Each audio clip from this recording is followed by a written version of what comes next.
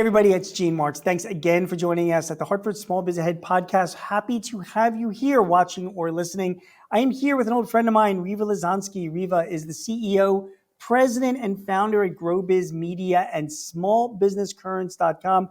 Rieva, it is great to see you and talk with you. Thanks for joining. Oh, it's my pleasure, Gene. It's been such a long time. I'm happy to see you. I am pleased and so happy to see you as well. You're still based in California, correct? Oh, yeah. I'm never leaving. Whereabouts? In Orange County in Irvine. Got it. We were getting all your smoky wilderness fires in Philadelphia from Canada. So we were thinking about all these, the Californians have to deal with that stuff all the time. All the time. Yeah. But we were, it was a big deal, like, just like a few weeks ago. But I got daily reports from my mom. So. Got it. Okay. Yeah, it was definitely a thing. Well, anyway, glad that you are here. Rieva, you have been such a voice for small business over such a long period of time. You're running GrowBiz Media and smallbusinesscurrents.com. Tell us about both of those places and what you've been up to. So GrowBiz Media is just sort of the parent company. It's our corporate site, but Small Business Currents is our website. It's where we talk to small business owners and entrepreneurs every day. We post articles every day. It's where we post, it's about everything that you talk about, how to do it better, startup. We're talking about startups since there's been that surge in startups in the last few years, from everything from the hottest trends to how to find employees, how to raise money, everything you can think of that a small business owner needs to know, it's on Small Business Currents. All right, that's great. So let's talk about your audience. We cover the same thing. We're in 2023 right now. It is, a relatively slower economy, depending on the industry that you're in. And sticky inflation, higher interest rates, labor shortages. Are these the issues that your readers and your community are seeing? Tell me what are on some of their minds. Yeah, I think the one that we hear about the most and the one that I see out there as one of the biggest challenges is still finding employees. The job market is still really tight and you're competing with big companies. People have more choices these days. So it's really harder for a small business owner to find someone who's going to stick with them. Sometimes you'll find somebody, but it's their launching pad, right? Somebody fresh out of college. So it's their launching pad to a career somewhere else. So I think that one of the things is you have to reconcile your brain to that, right? You can't think I'm hiring people who are going to stick around forever. That's one issue you've got to sort of eliminate from your brain altogether. And then you have to go about it and what can you do? You can't compete on salary, right? You're not going to be able to compete on benefits. So I think the one thing in small businesses' favor right now is a lot of bigger companies that went hybrid and went remote are trying to roll that back. So if you can still offer those options to people, because every survey of American employees says, well, we want flexibility. We want to have flex time and virtual time at home. That's a big advantage for a small business owner. Yeah, that really is. Do you feel a lot of small business owners push back on that? I have clients that run manufacturing places or, they're distributors. I have clients that are older. They come from a different sort of background. They feel that face-to-face thing in the office is really important. Are you seeing small business owners really adapt to the whole work from home trend, or do you feel there's a lot of resistance? I think you're right. I think it's generational. I think some of the older entrepreneurs, they don't believe it, right? They don't think people at home are really working. I once wrote an article, this is going back several years before the pandemic, about time tracking software where people were, where they were tracking someone's every moment. You're not going to get anybody to work for you that way. It's intrusive, and basically you have to adapt the mindset is I'm giving someone a job to do. And if they get that job done in the time that they're supposed to, let it go. Like, don't care that maybe they're taking a 10-minute walk at 2:00 in the afternoon. You can't worry about it. Yeah, I agree. So, based on all of that, what advice do you have for, our audience that are, grappling with work from home policies? What have you seen that's worked well for a small business versus stuff that hasn't worked as well?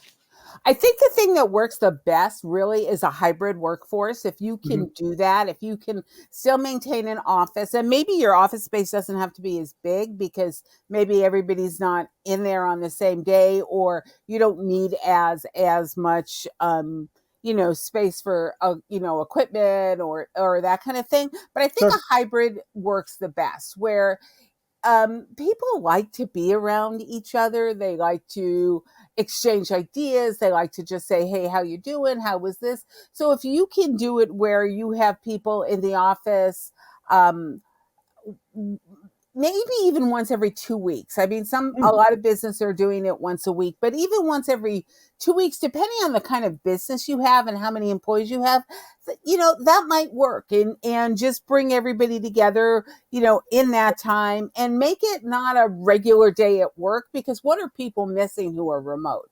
They're Right. missing that chance to brainstorm and share ideas. So maybe that's what you do. You have a once a month, have a brainstorming day where at least you're going to devote half the day to something like that. I think that really works. And then otherwise, just let people get their jobs done. And the important thing you need to do is make sure everybody has the right equipment, right? You Sure. can't have people working on, ancient laptops or with software that isn't working. It's collaboration and enabling everybody to talk to one another instantly, no matter where they are. Yeah, I think that's great advice. Security as well. I mean, we have, I've come across a lot of our clients. They have people working from home, and they're working off of older computers or older Yeah. technology, and that can get back to our offices. So that, I guess, also has to be taken into consideration. What are your thoughts on 4-day work weeks, Rieva? I mean, a lot of my clients ask about them, as well. Is that something that could be more of an advantage for a smaller business to offer? I think it depends again on your type of business and what your needs are. Sometimes the problem with a 4-day work week, if you are a service-based business and your clients are not working a 4-day work week, and they want to reach out to you and you're closed every, 4 days and they're there, Yeah. you at least need to have a designated person who can serve that person, who can talk to that person and explain, because there's nothing worse than somebody thinking, well, it's Thursday and everybody's supposed to be at work, and why can't I get an answer?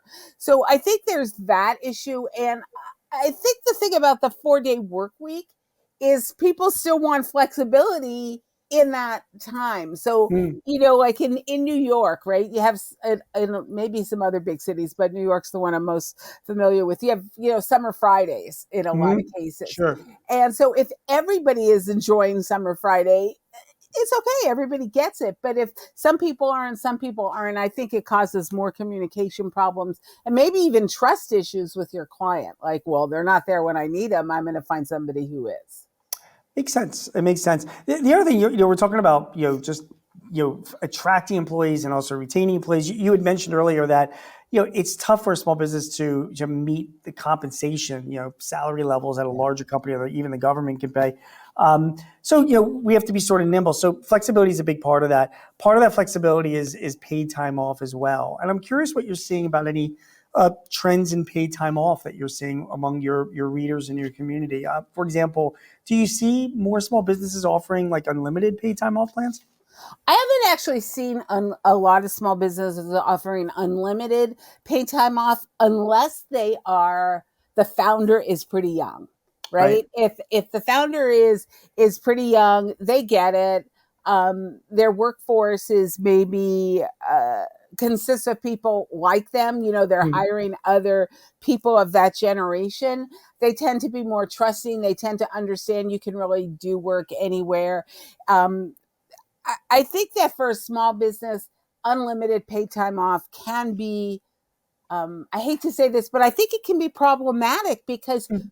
you have a smaller workforce to begin with. And so, whatever you do, you need to have the right scheduling software or whatever you use to make sure that everybody doesn't decide, well, I'm going to take the first 2 weeks in August. I pretend I'm in Europe and I'm going to take, August off and then Right. you have nobody, right? So it's a matter of balancing and making sure everybody's covered. And again, if you're a service-based business, you have to understand what your clients time is. Like for one Sure. instance, one of our clients serves the school market. So where you might think August is a really sleepy month, nobody's paying attention. It doesn't, for him, it's his busiest month because people are gearing up to get back to school. And so Sure. I need all hands on then to help him. Yeah, that makes complete sense. So it really does depend on the company. I agree, and the way that you formulate those plans. So sticking on employees, because I mean, you said at the beginning, this is like the biggest issue that you're seeing your community of business owners and readers face is finding people. Let's talk about benefits a little bit. I mean, what are you seeing out there? What type of benefits are do you see a lot of small businesses offering to their employees to keep them competitive? Not enough. And I think Mm, that's really an issue. Salary is one thing because, sometimes, you're only talking maybe a couple $100 or over the year, and that's not worth it for somebody if their life is a whole lot easier. And so I think it is about the benefits and about what you can offer in terms of particularly health for the mm, family, because a lot of your employees today, they're mainly millennials. The millennials are the other parents of America. More millennials have kids under 18 than any other generation, and they need coverage for those kids. And sure. you can't set them out and saying, "Well, here's a website, go figure it out yourself." They need hand holding and they need help and they need to make sure that everybody in the family is covered. So if you can concentrate on things like that, on insurance and making sure people feel safe and secure. My niece she's 35, just Hmm. changed job, and she had two really great offers, and she chose the one with better work flex time at home and better Sure. benefits. So Right. that makes a huge difference, I think, to people. Yeah, I'm wondering. I mean, you're absolutely right. I mean, health insurance is such a prime benefit. It's so important, and that's what a lot of people are looking for. It's super expensive, for particularly for a small company to Yeah. provide. So I'm curious if you've got any advice for small businesses when they are offering health insurance. I'm seeing a lot of my clients offering HSAs, HRAs. I'm seeing more popularity in captive insurance programs as well, high deductible plans. So I'm curious if you're seeing the same thing, and maybe you can comment on some of those options. Yeah, I think the high deductible plan makes a lot of sense out from the business owner's point of view because it's Hmm. cheaper. But when you're talking to an employee who has kids, and that's a lot of money out of there, right? Because the one trend Mm, we know is there's more and more shared costs, right? mm, Well, I'm old enough that when I first started in the workplace, I had no employee contribution, right? mhm, My health insurance was just covered. That's what it mhm, was. mhm. And the thing that we've seen is more and more companies are asking the employee to put up more and more of the money and yet not giving them any option as to what the insurance is. So here Sure. you are as an employee paying a lot of money and you have no choice for what Right. you're paying. And so I think that the popular thing that I see is to make sure it's a big enough network that people have their choice of doctors, right? Mm, And that they can maybe stick with the doctor they have because people have relationships with their doctors. And I know one person several years ago who actually didn't accept a job because they were not, they weren't like in their 20s or anything. They were probably at the time, probably in their early 40s, didn't accept a job because the health benefits did not include their network of doctors and they didn't want mm. to change. And Wow. so I think if that's important is to make sure that what you're offering is a big enough network that people feel comfortable and covering things like vision and dental. It's just not doctors. Sure. It's especially today where everybody is working on computers. Sure. I think more people have eye issues. Yeah. Yeah. I started wearing glasses at 10, but Yeah. still more people have eye issues today, and you want to make sure that's covered because it's expensive. It is. It is. I've been seeing, I don't know if you've been seeing the same thing. I mean, we're staying on health because it's so important. And again, we're talking about recruiting employees and retaining employees. I've been seeing like a big increase in interest and implementation of HRA plans as well, health reimbursement accounts. And I'm wondering if you've been seeing the same thing and if you can, give your thoughts on them. You know what? I have not been that in that specifics that I Okay. know about that. Okay. People who write to us are more about the broader, I see. the bigger, broader issues, and No don't problem at get all. into that. Yeah, that's no problem at all. And I guess captive insurance. I mean, I have a few dozen clients that smaller companies that have been doing captive insurance entities because it's a form of self-insurance, and that's been a real cost driver and a real help for businesses. I'm curious if you've seen that at all or have Yeah. any comments on that. I don't really. One of the things that I think is important Hmm. is, and I don't know much about what that program you just mentioned, Hmm. is that as a business owner, you have to, it's not just about what's good for you, it's about what's good for your employees as well, because they're the driving factor here, right? They're the ones that you're creating these benefits to get them to stick around. Benefits now Sure. is not just here it is. It's an enticement and it's an employee attraction and retention feature. So you have to keep them in mind and not like, oh, this is going to save me money. So I Sure. think that part of it is it's about being it's about taking employees, not just telling them what, asking them. Like Yeah. that's a big issue too, is ask your employees. We have so many generations in the workforce right now. I don't think we've ever had this many different types of people still working. That what you may think is attractive, maybe nobody cares because it's not something that they need at their age or at their stage in life. Yeah. So I think you have to like make sure you understand what each employee needs and what's going to make them like go, oh wow, that's a really big benefit, I'm not going to leave. Yeah, you bring up a really good point that I never really thought about before, and it does resonate. I mean, I don't know if there's data to support it, but the fact that when people are running businesses right now, we do have a lot of generations of people that are working in a business that all have different needs and objectives and whatnot. And it really does create a headache for a business owner trying to come up with benefits that satisfies them all. And I think you have to almost just compromise on the fact that you're never going to choose benefits or that everybody in your business is going to be happy with, Right. Or there are packages, right, where you can pick and choose, right? Yeah. It's about giving employees choices. I mean, when you think about it, we now have large numbers of people from 4 generations in Yeah. the workplace. Yeah. Some Yeah. boomers are, I think the youngest boomer, Working away. yeah, they're still Yeah. working. And you have Gen Z now in the workplace. And so Sure. you really have to think about who's working for you. And attraction is really mostly from younger people, right? They're Yeah. the ones looking for new jobs, and retention is across the board. So again, still you're talking about employees because it's such a big issue, that you raised. So the big 3 in benefits is, health insurance, got to offer that flexibility we've talked about. Retirement plans are also, a big thing. Yeah. So, I mean, I've been writing a lot and talking to a lot of clients about, the Secure 2.0, which passed back in December, because there's so many things in it that can benefit business owners to provide better retirement, benefits for their employees. I'm wondering if you have any comments on that or any thoughts what you're saying. One of the issues I think in terms of retirement is, again, who know, you don't know, right? In the old days, it was pretty, somebody turned 65 and they were out of there and they Mm. were happy to be out of there. And now you have people who are working not even out of economic necessity, but who want to work into their Mhm. 70s.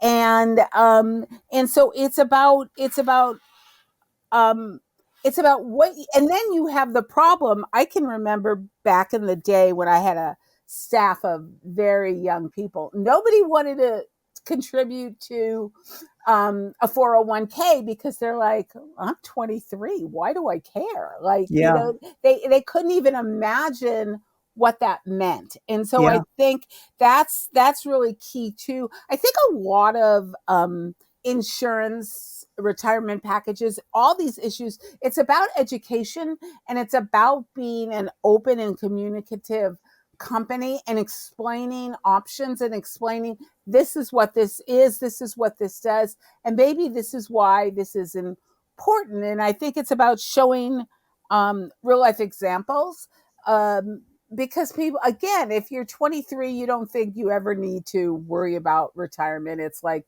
so far in the future, you don't need to worry about it.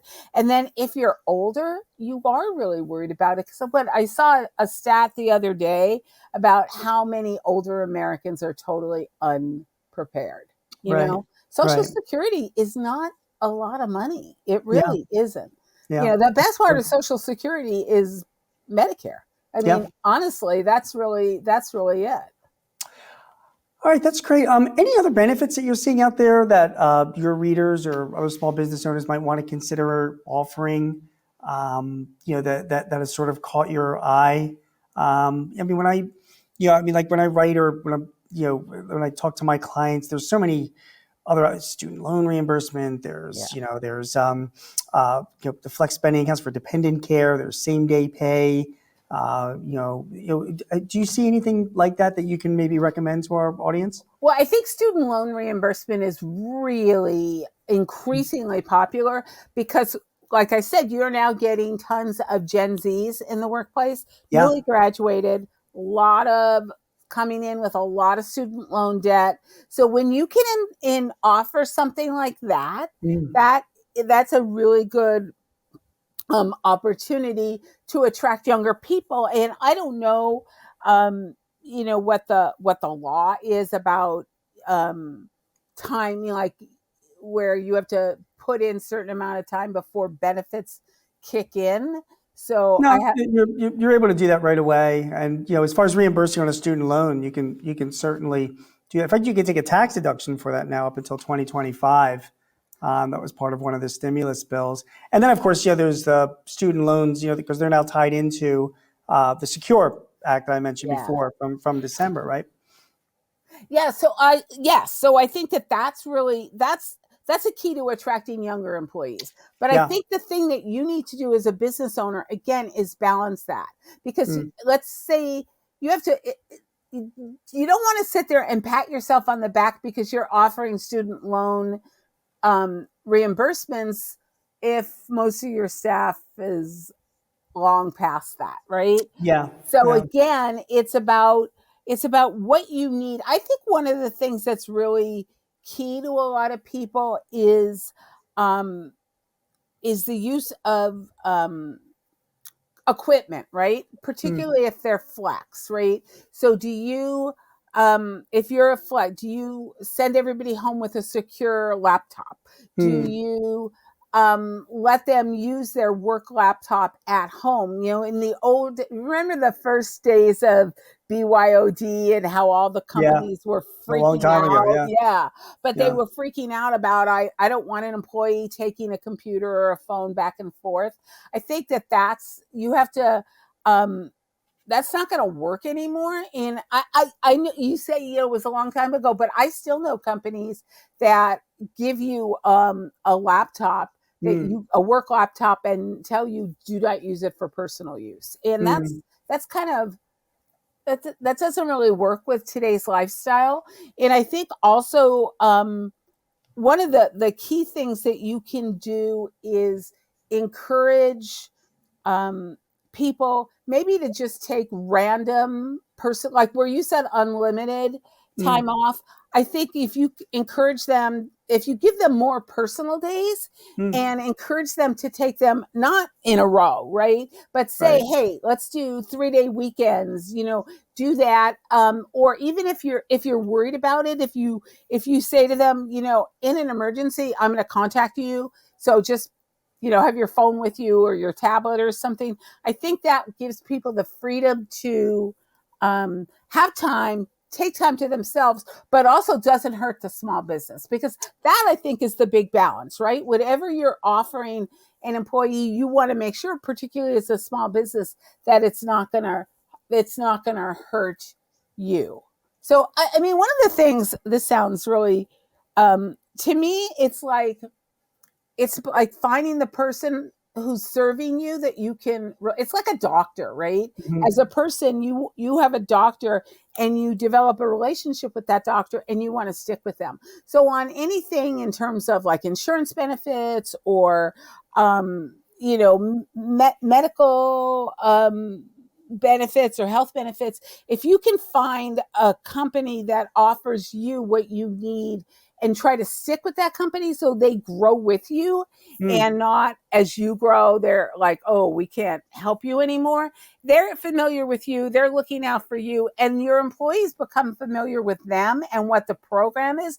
Nothing's worse. I can remember as an employee, our insurance company programs were changing every year, and so one year my doctor was in the network, the next year he wasn't, and then 2 years later, oh yeah, we switched again. And that's Mm. not anything that makes an employee feel good. So it's about finding something that's workable and scalable with you at the stage you're at and where you plan on going. Great advice on providing incentives for your employees in a very tight job market. Rieva, thank you so much. I really appreciate it. I've been speaking to Rieva Lesonsky. She's the CEO, president, and founder at GrowBiz Media and smallbusinesscurrents.com. Again, Rieva, it's great to see you, and thanks so much for coming on. Thank you, Gene. Have a good summer. It has been a pleasure. My name is G. Marks, and you've been watching the Hartford Small Biz Ahead podcast. If you need any advice or tips or help in running your business, please visit us at smallbizahead.com or sba.thehartford.com. Thanks so much, guys, for watching and listening. We will be back again with another episode soon. Take care.